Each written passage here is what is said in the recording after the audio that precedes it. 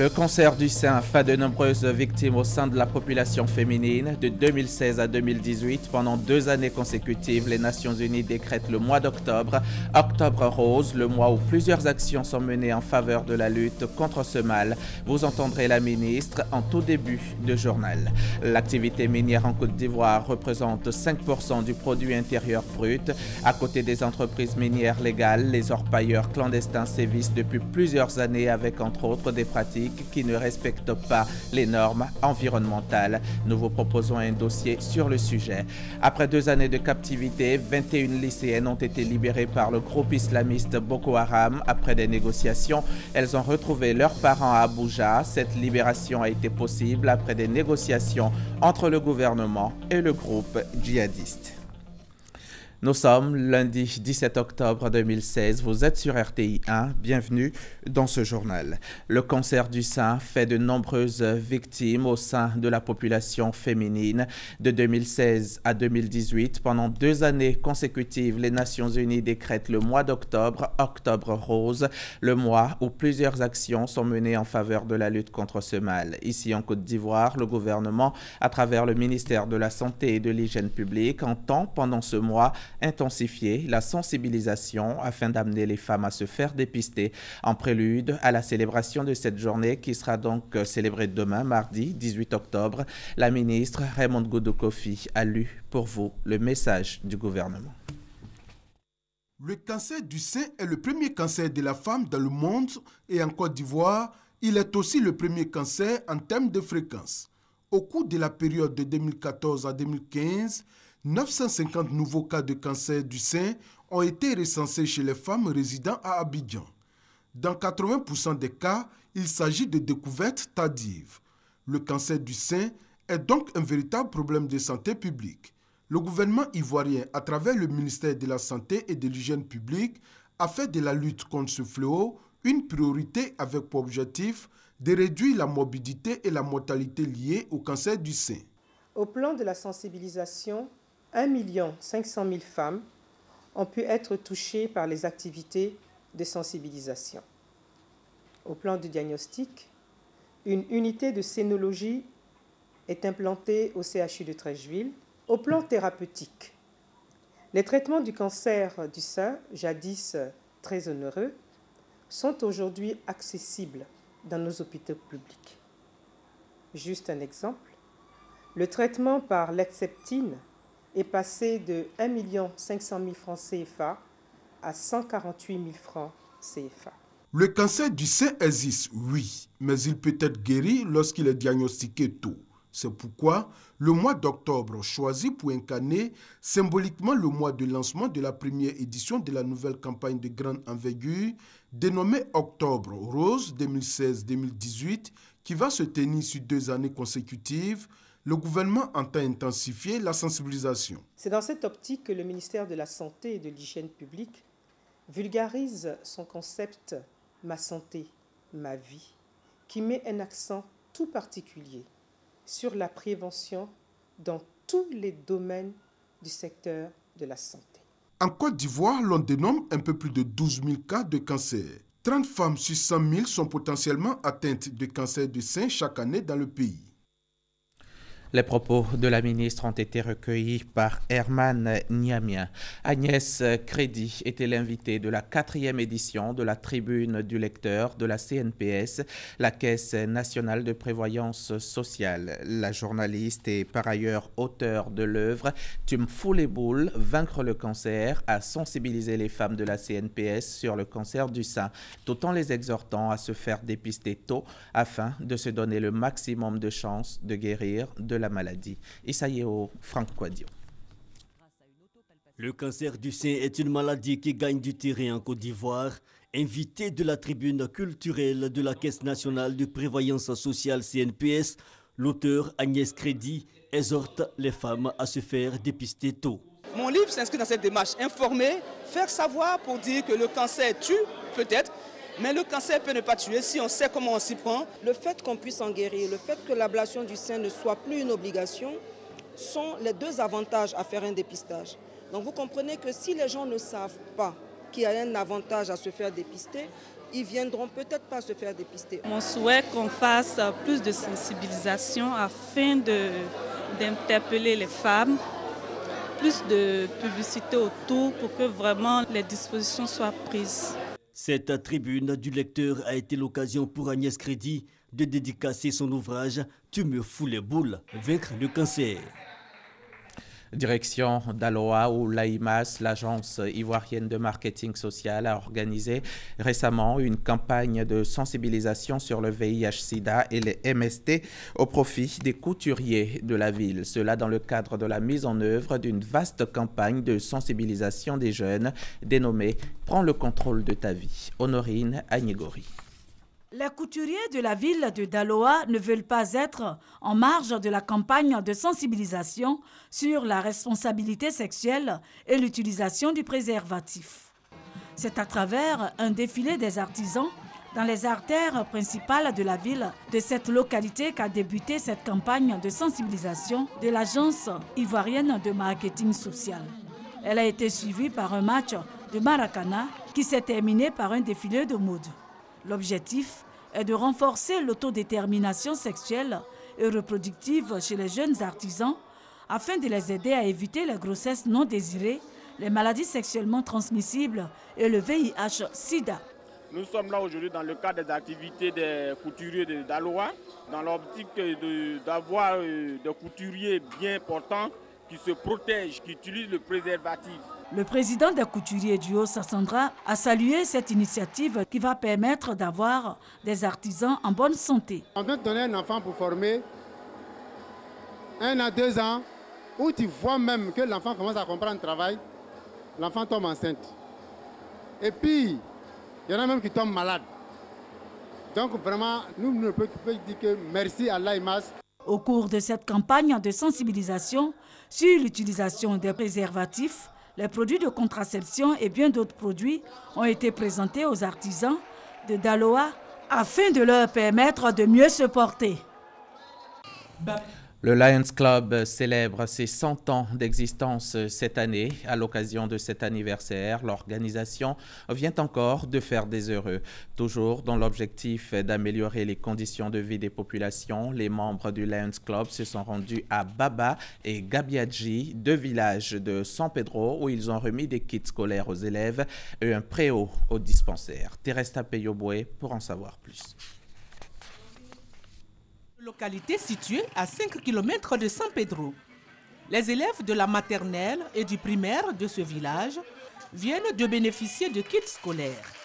C'est un don du Lions Club de San Pedro qui entend contribuer à la scolarisation des enfants du milieu rural et soulager les parents démunis. Le Lions Club a fait également don d'un préau au dispensaire de Gabiadji, situé à 29 km de San Pedro. Coût de ce préau, 14 millions de francs CFA. Ce préau permettra aux femmes enceintes et aux enfants d'avoir un abri lors des consultations et vaccinations au dispensaire.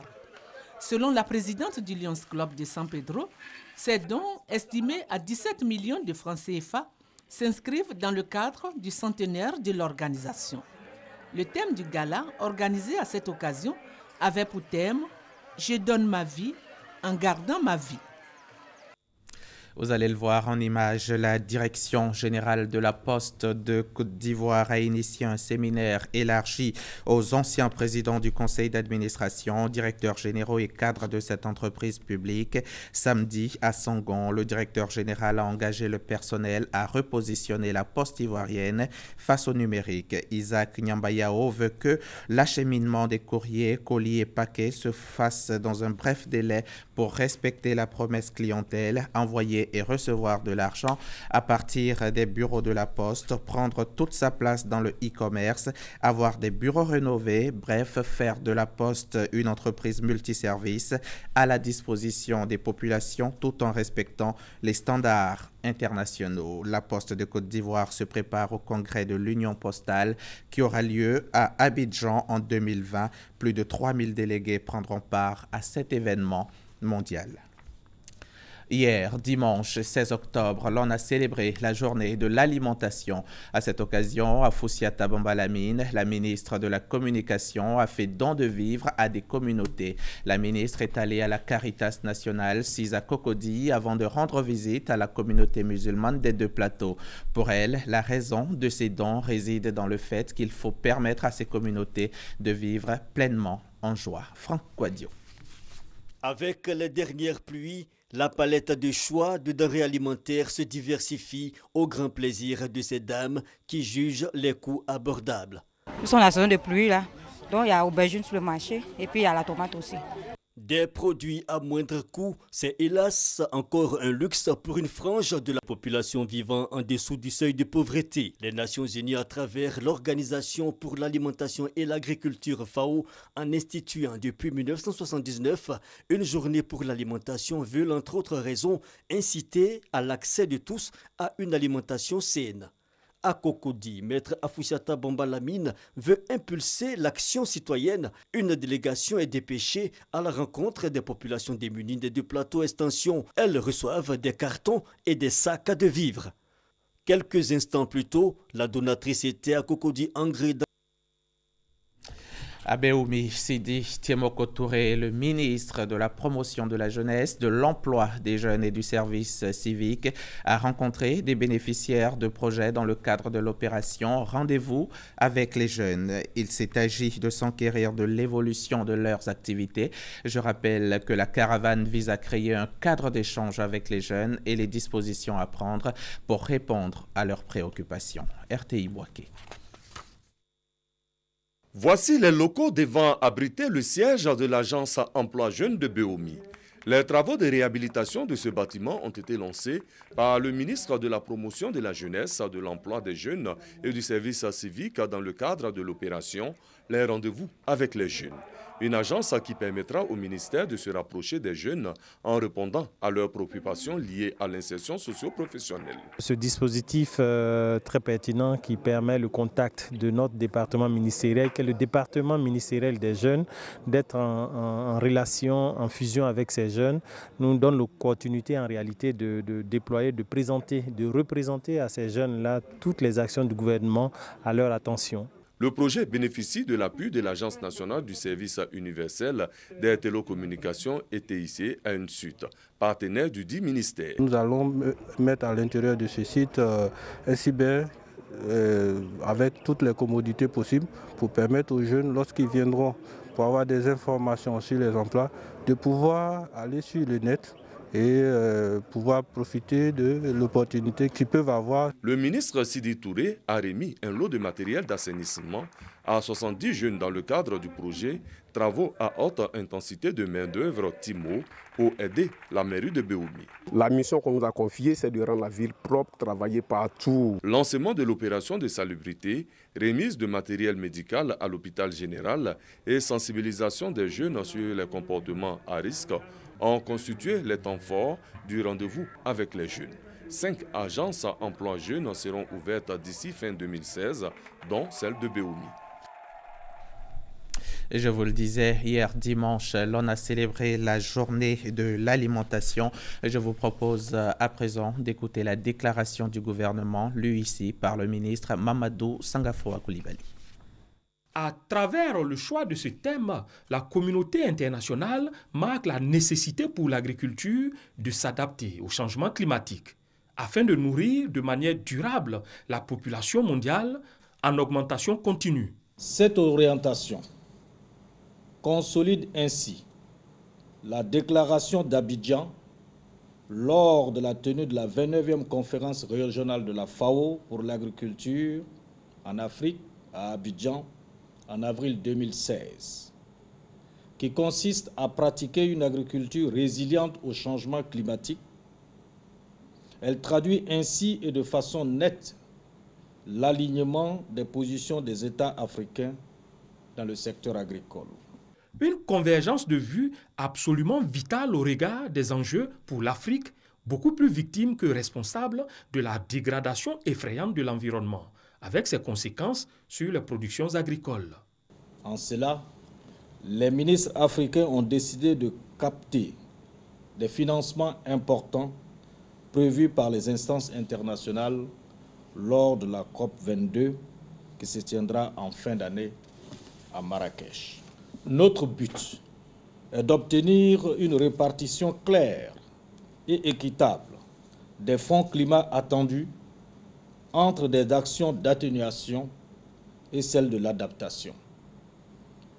Promouvoir et favoriser la mise en œuvre des projets concrets et innovants en matière de gestion des sols, en matière de l'eau agricole, de gestion des risques climatiques, de renforcement des capacités et de financement innovants. Pour ce qui concerne la Côte d'Ivoire, qui partage le leadership africain avec le Maroc, dans cette bataille de recherche de fonds additionnels, les projets sont à la mesure des ambitions. Le gouvernement sous la houlette du président de la République, son Excellence M. Alassane Ouattara, s'est engagé à investir massivement dans l'agriculture vivrière afin de produire à toute saison des produits vivriers de qualité et accessibles à tous. Après le Kenya, la Côte d'Ivoire, hub sous-régional dont les retombées de la croissance agricole irriguent l'Afrique de l'Ouest, a été choisie pour abriter la prochaine édition du Forum de la Révolution verte en Afrique, prévu en 2017. C'était un reportage de Lanciné Bakayoko commenté par Adama Kone, et espérant que les dieux de la technique soient avec nous cette fois, je vous propose de suivre ce don de vivre d'Afoussiata Bambalamine dans la commune de Cocody. Avec les dernières pluies, la palette de choix de denrées alimentaires se diversifie au grand plaisir de ces dames qui jugent les coûts abordables. Nous sommes dans la saison de pluie là, donc il y a aubergine sur le marché et puis il y a la tomate aussi. Des produits à moindre coût, c'est hélas encore un luxe pour une frange de la population vivant en dessous du seuil de pauvreté. Les Nations Unies, à travers l'Organisation pour l'alimentation et l'agriculture FAO, en instituant depuis 1979 une journée pour l'alimentation, veulent entre autres raisons inciter à l'accès de tous à une alimentation saine. À Cocody, Maître Afoussiata Bambalamine veut impulser l'action citoyenne. Une délégation est dépêchée à la rencontre des populations démunies des deux plateaux extension. Elles reçoivent des cartons et des sacs de vivres. Quelques instants plus tôt, la donatrice était à Cocody Angré dans les locaux de l'association caritative religieuse Caritas Côte d'Ivoire. Objectif, faire encore des dons de vivres aux démunis. Des dons constitués pour l'essentiel de produits alimentaires. Il n'y a pas que les ministères, il n'y a pas que l'État qui peut apporter sa contribution au bien-être et à l'épanouissement des populations, mais chacun peut jouer son rôle. Et en tant que citoyenne, la première des choses à faire, c'est de partager. La Bible nous l'enseigne, le Saint-Coran nous l'enseigne également. Quand on a la main sur le cœur, on partage toujours. Et c'est ce à quoi nous invitent les livres saints. Et nous leur disons encore merci. Journée de l'alimentation suivie le 17 octobre de celle consacrée au refus de la misère. Les communautés dans leur ensemble sont invitées à travailler pour éliminer la faim dans le monde. Autre chose, à présent, l'activité minière en Côte d'Ivoire représente 5% du produit intérieur brut. À côté des entreprises minières légales, les orpailleurs clandestins sévissent depuis plusieurs années avec entre autres des pratiques qui ne respectent pas les normes environnementales. Quelles sont les responsabilités sociétales des entreprises minières en Côte d'Ivoire? Quels sont les enjeux du respect des principes de développement durable dans le secteur des mines? Éléments de réponse dans ce dossier signé Michel Digré.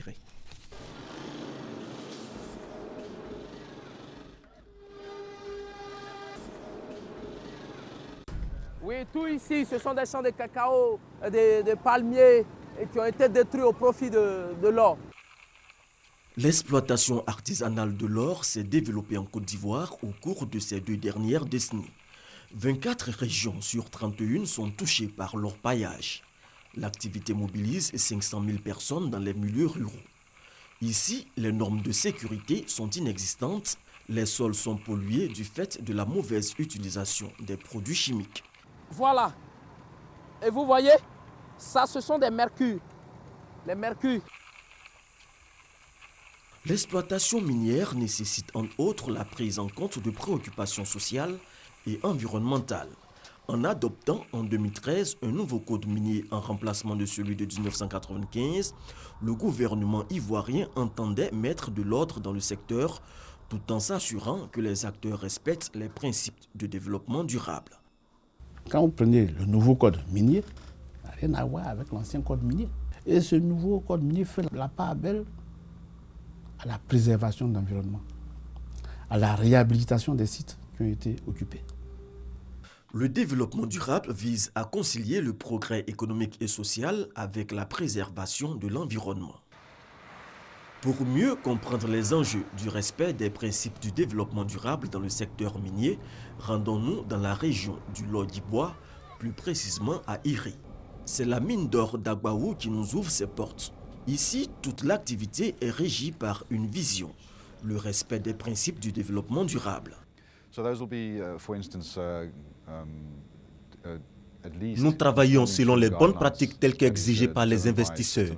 Nous travaillons selon les exigences de l'ISO 14001 pour la protection de l'environnement, de l'OCHE 18001 pour la protection de la santé et sécurité des travailleurs et du Code international de gestion du cyanure. Le service environnement s'assure que le cyanure utilisé respecte les normes de rejet. Toute l'eau du process est canalisée et fait l'objet d'une attention particulière. Sur les différentes digues, on a placé des différents piézomètres et puis chaque semaine, on va faire un monitoring, c'est-à-dire qu'on va faire une surveillance de tous ces piézomètres pour s'assurer qu'on ne retrouve pas de l'eau dans la digue qui pourrait affecter la stabilité de la digue et créer plus tard un éboulement et qu'on puisse retrouver les eaux du process en dehors de ce périmètre-là. La sauvegarde des espèces végétales et animales avant le début de l'exploitation des gisements reste une priorité. Chaque jour que Dieu fait, quand on découvre des serpents, on a des gars qui sont très bien formés à la capture des serpents. On vient les mettre dans la forêt. Avec l'équipe des chercheurs, ils nous ont suggéré des espèces en Côte d'Ivoire qui peuvent être répliquées ici. Effectivement, on les a commandées, on les a mis ici. Le respect des principes de développement durable est également une règle d'or dans la mine de Bonikro. Notre plan de gestion est guidé par les règles et lois applicables en termes d'impact tolérable et tout notre système de gestion tourne autour des moyens mis en œuvre pour atteindre cet objectif. Cela pour que dans le cadre de nos activités minières, nous ayons les meilleurs rapports avec les communautés locales d'un point de vue environnemental et social. Au niveau social, 2,5 milliards francs ont déjà été investis en faveur des différentes communautés autour de la mine. Ici, ce sont de nouvelles habitations pour relocaliser les villageois. Des centres de santé et des écoles ont également été bâtis. Avant, on n'avait seulement que 3 classes. Les 3 classes étaient divisées. On était obligé de diviser avec un plaqué pour pouvoir mettre les 6 classes dedans. Vraiment, ça ne nous arrangeait pas. Plusieurs activités génératrices de revenus ont été financées en faveur des populations. J'ai commencé avec au moins 5 têtes, mais aujourd'hui je suis à près de 135. On va avec les femmes, elles viennent prendre pour faire les coques au four. Quand on a les moyens, on va à Abidjan avec ça et puis bon, ça passe. La Direction générale du développement durable du ministère de l'Environnement est aux côtés des acteurs du secteur minier pour encourager le respect des bonnes pratiques. Notre ambition, c'est de pouvoir donc engager, accompagner les différents acteurs en Côte d'Ivoire dans un véritable processus de responsabilité sociale afin de pouvoir réaliser l'ambition de l'État de Côte d'Ivoire de devenir un État exemplaire et d'excellence en matière de développement durable. La prise en compte des principes du développement durable dans le secteur minier est plus qu'une exigence pour répondre aux besoins du présent sans compromettre la capacité des générations futures à répondre à leurs propres besoins. Face à la menace environnementale et sociale que fait courir l'orpaillage, le gouvernement ivoirien a annoncé au cours du Conseil des ministres du 20 juillet 2016 le déguerpissement de 429 sites et 66 interpellations. C'était un reportage de Michel Digré. La campagne 2016-2017 de la commercialisation du café cacao de la région d'Abidjan s'est ouverte récemment dans la localité de Sikensi. La cérémonie initiée par le Conseil Café Cacao s'est déroulée en présence des autorités et des producteurs locaux cette campagne visait à informer et sensibiliser les acteurs de la filière. Chantal Ouman à Kandan, témoignage. C'est reparti avec la campagne de commercialisation du café cacao de la période 2016-2017. C'est dans le département de Sikensi que les producteurs de la région d'Abidjan se sont retrouvés. Objectif : recevoir de nouvelles recommandations et les conseils pratiques d'usage en vue de produire dans de bonnes conditions. À l'initiative du Conseil régional du café cacao, cette rencontre avec les acteurs et les partenaires de la filière a été l'occasion de saluer la performance des producteurs de Sikensi et d'inviter l'ensemble des producteurs présents à s'inscrire dans le processus de qualité, à savoir du cacao bien séché, bien fermenté et bien décortiqué. La rencontre a été également le lieu de rappeler le prix indicatif du kilogramme fixé à 1100 francs. Présent à la cérémonie, le commandant adjoint de l'unité de lutte contre le racket ULCR, capitaine Nyangoran Komwe, a rassuré les producteurs pour la sécurité de l'évacuation de leurs produits vers le port. Le délégué régional du Conseil Café Cacao d'Abidjan a présenté le bilan positif de la campagne écoulée, un bilan jugé satisfaisant au vu de la production de qualité. Par ailleurs, il a encouragé les planteurs de la filière à produire davantage au vu des importants investissements réalisés en leur faveur dans plusieurs domaines, notamment les infrastructures, l'électricité, l'éducation et la santé. Venons-en à cet atelier bilan des acquis du projet d'investissement du programme régional de gestion durable des terres et d'adaptation au changement climatique dans le Sahel et en Afrique de l'Ouest. L'atelier vise à créer les conditions techniques, politiques et stratégiques pour une gestion durable des terres et une réduction de la vulnérabilité des populations. Projet exécuté sous la supervision de l'ANADER et financé par l'Union européenne. Le programme régional de gestion durable des terres et d'adaptation au changement climatique dans le Sahel et en Afrique de l'Ouest PRGTD s'inscrit dans une approche régionale de la problématique de gestion durable des terres et de changement climatique. Il vise à créer les conditions techniques, politiques, stratégiques pour une gestion durable des terres et une réduction de la vulnérabilité des populations du Sahel et de l'Afrique de l'Ouest au changement climatique. Au terme de 2 ans d'exécution du projet, un atelier bilan a réuni les acteurs pour des échanges d'expériences, valoriser et vulgariser les pratiques. Ce projet a permis de restaurer des sols qu'on ne pouvait plus utiliser sur le plan agricole. Aujourd'hui, les populations, avec le renforcement des capacités, des techniques apprises, vont leur permettre d'appliquer les mêmes techniques sur des sols vraiment qui n'ont pas été couverts par le projet. Des propositions d'action priorisées et formulées en termes de projets. Projet de développement de maraîchage de contre-saison à l'aide de forages et d'un système de pompage par énergie solaire à Kafigué. Projet d'agroforesterie à Zagitaka, Senufo, dans la commune de Korogo. Ces propositions viennent répondre aux préoccupations des populations de la commune dont l'activité principale de production de richesses demeure de l'agriculture à l'instar de toute la Côte d'Ivoire, où le secteur agricole représente 33% du produit intérieur brut, 75% des recettes d'exportation et emploie 67% de la population active. C'était un reportage de nos confrères de RTI Bouaké. Le district autonome de Yamoussoukro a désormais sa police, une police pour assurer l'investigation de proximité et la sécurité des biens et des personnes ainsi que celle des activités du district. 11 agents composent la première promotion de cette police, baptisée Dia Augustin Oufouette-Boigny, et c'est en présence du gouverneur du district qu'ils ont fait leur sortie officielle. Toujours en bref et en images, les 21 lycéennes de Chibok libérées jeudi par le groupe Boko Haram ont retrouvé leur famille hier dimanche à Abuja. Une cérémonie religieuse avait été organisée en leur honneur. Elles ont raconté leurs plus de 2 années de détention, leur conversion à l'islam et les privations de nourriture. C'est la fin de ce journal. Merci de l'avoir suivi. Merci de votre confiance à notre antenne.